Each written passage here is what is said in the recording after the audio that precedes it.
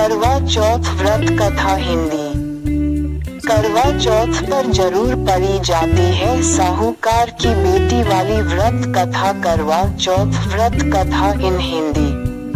इस दिन शाम को शुभ मुहूर्त में कथा सुनकर और मिट्टी के करवे में सीख डालकर चंद्रमा का अर्घ्य दिया जाता है। इस व्रत में साहूकार के 7 बेटों और 7 बेटियों वाली कथा पढ़ी जाती है। यहाँ पढ़े साहूकार के 7 बेटों और 7 बेटियों वाली कथा पति की लंबी उम्र के लिए सुहागिनें 20 अक्टूबर को निर्जल व्रत रखेंगी। इस व्रत में शाम को चंद्रमा को अर्घ्य देकर व्रत खोला जाता है। इस बार 20 अक्टूबर को चंद्र उदय रात 7:40 बजे होगा, जिसके बाद महिलाएं चांद और पति को चलनी से देखकर जल ग्रहण कर व्रत पूरा करेगी। इस दिन कार्तिक कृष्ण तृतीया तिथि दिन में 10:46 बजे तक रहेगी। उसके बाद चतुर्थी तिथि लग जाएगी। इस दिन शाम को शुभ मुहूर्त में कथा सुनकर और मिट्टी के करवे में सीख डालकर चंद्रमा का अर्घ्य दिया जाता है। इस व्रत में साहूकार के 7 बेटों और 7 बेटियों वाली कथा पढ़ी जाती है। यहाँ पढ़े साहूकार के 7 बेटों और 7 बेटियों वाली कथा एक साहूकार के 7 लड़के और एक लड़की थी। साहूकार के बेटे अपनी बहन से बहुत प्यार करते थे। साहूकारनी के साथ उसकी बहुओं और बेटी ने चौथ का व्रत रखा था। चौथ का व्रत में चांद देखकर ही व्रत खोलते हैं।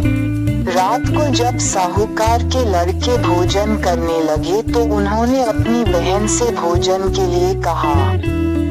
इस पर बहन ने बताया कि आज उसका व्रत है और वह खाना चंद्रमा को अर्घ्य देकर ही व्रत खोल सकती है और कुछ खा सकती है। सबसे छोटे भाई को अपनी बहन की हालत देखी नहीं गई और वह दूर पेड़ पर एक दीपक जलाकर चलनी की ओट में रख देता है। दूर से बहन को दिखाता है। छलनी की ओट में रखा दीपक चांद की तरह लगता है। ऐसे में वो ऐसा लगता है जैसे चतुर्थी का चांद हो। बहन ने अपनी भाभी से भी कहा कि चंद्रमा निकल आया है, व्रत खोल लें। लेकिन भाभीयों ने उसकी बात नहीं मानी और व्रत नहीं खोला। यहाँ पढ़े करवा चौथ व्रत कथा। करवा चौथ व्रत में पढ़े गणेश जी की यह कहानी बहन को अपने भाइयों की चतुराई समझ में नहीं आई और उसे देखकर करवा उसे अर्घ्य देकर खाने का निवाला खा लिया। जैसे ही वह पहला टुकड़ा मुंह में डालती है उसे छींका जाती है। दूसरा टुकड़ा डालती है तो उसमें बाल निकल आता है और तीसरा टुकड़ा मुंह में डालती है तभी उसके पति की मृत्यु का समाचार उसे मिलता है। वह बेहद दुखी हो जाती है।